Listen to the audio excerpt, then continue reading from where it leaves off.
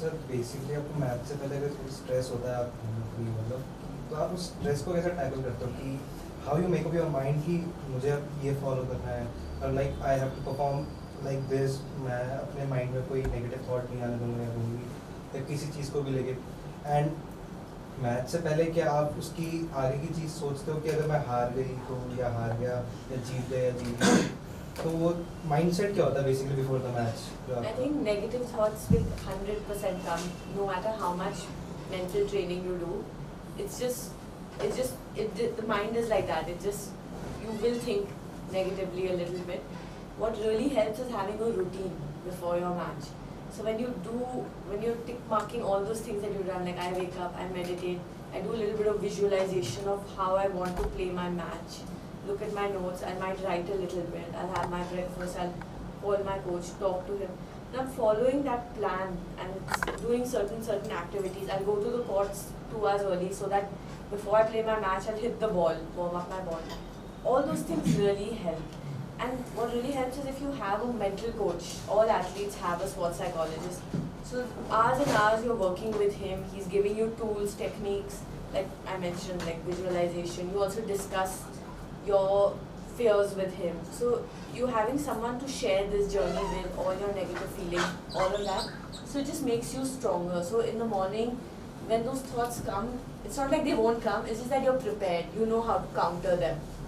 And I think that makes a big difference. I feel like over the years, if you stay committed and you have someone who's coaching you, or even if you're doing it yourself, it just adds up. But you can't be unprepared. You have to be ready for a situation like this. You have to know that the mind will try and betray you.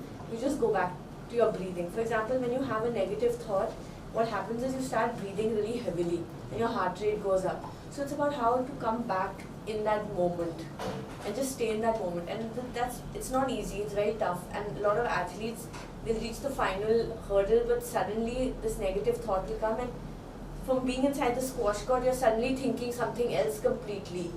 And the same shot that you've practiced 1,000 times will suddenly become so tough to execute because you're only thinking about the finish line. And I think similarly, this holds true for any situation in life. Even something like a conversation with a friend. Like how much are you able to stay in that moment? How many of your thoughts are racing somewhere else? So it's about kind of changing your personality as a whole. Not just in the squash court, who you are outside, how much time and effort you're dedicating to actually understanding your brain day to day. I think all of that adds up and makes you stronger. And it's not possible to kind of just keep succeeding. You will fail, you will find challenges, but you have to keep learning from it and bouncing back. I think two things that Tanvi mentioned is, I think that's the crux of it, कि आपको present में रहना बहुत ज़रूरी है. Mind को wander नहीं करने देना यहाँ वहाँ, and having a routine, like she said, is very very important.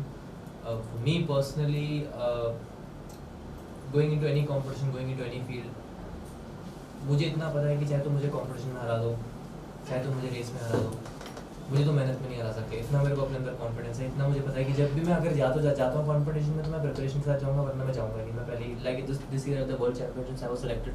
Only 36 people in the world are selected for the world championships in track and field and for whatever event. I just didn't go. I didn't feel like I was ready, so I didn't go. मेरे को जाना नहीं था, मतलब जाके